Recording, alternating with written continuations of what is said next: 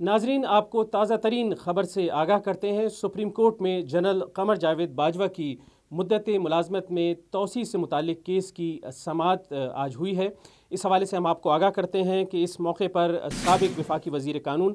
فروغ نسیم بھی پیش ہوئے۔ اٹارنی جنرل انور منصور خان جو ہے وہ بھی عدالت میں موجود تھے، جبکہ ریاض احمد راہی جو درخواست گزار ہیں وہ بھی آج عدالت میں پیش ہوئے۔ اس موقع پر چیف جسٹس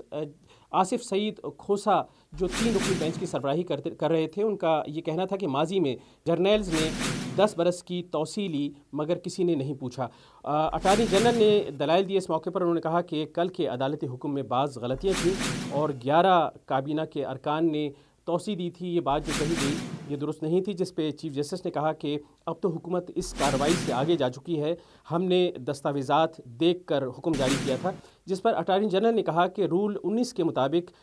کوئی بھی اگر کابینہ کا رکن اپنی رائے نہ دیتے تو اسے ہاں تصور کیا جاتا ہے۔ جبکہ اٹارنی جنرل نے کہا کہ آئین کے آرٹیکل 243 کے تحت صدر جو ہیں سپریم کمانڈر ہیں فوج کے، اور وزیر اعظم کے مشورے سے افواج کے سربراہ کی تعیناتی جو ہے عمل میں لائی جاتی ہے، جس پر چیف جسٹس نے کہا کہ اس آرٹیکل میں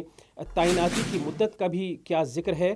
جس پر اور انہوں نے کہا کہ کیا ریٹائرڈ جرنیل کو آرمی چیف بنایا جا سکتا ہے۔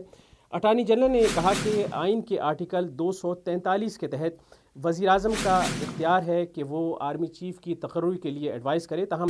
کابینہ سفارش نہیں کر سکتی، جس پر چیف جسٹس نے کہا کہ اگر کابینہ کی ضرورت نہیں ہے تو پھر اس معاملے کو 2 مرتبہ کیوں وفاقی کابینہ کو بھجوایا گیا۔ چیف جسٹس نے کہا کہ آرمی چیف کی مدت ملازمت کا معاملہ انتہائی اہم ہے اور ماضی میں 5 یا 6 جرنیلز نے از خود اپنی مدت ملازمت میں توسیع کی اور مستقبل میں مسائل پیدا نہ ہوں، تو اس لیے وہ اس معاملے کو تسلی سے دیکھتے ہیں، اس معاملے کو حل کرنا چاہتے ہیں۔ اس موقع پر جسٹس منصور علی شاہ نے دریافت کیا کہ ریٹائر جرنیل کو کیا آرمی چیف بنایا جا سکتا ہے۔ اس پر اٹارنی جنرل نے کہا کہ شاید ریٹائرڈ جنرل بھی آرمی چیف بن سکتا ہے، لیکن آج تک کوئی ایسی مثال نہیں۔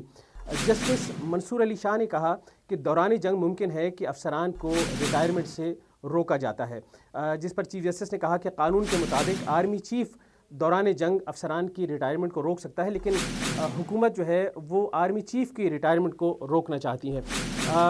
اس مقدمے کی سماعت کا سلسلہ جاری ہے اور دلائل کا سلسلہ بھی جاری تھا کہ وقفہ لے لیا گیا ہے اور وقفے کے بعد کچھ دیر میں سماعت دوبارہ شروع ہوگی۔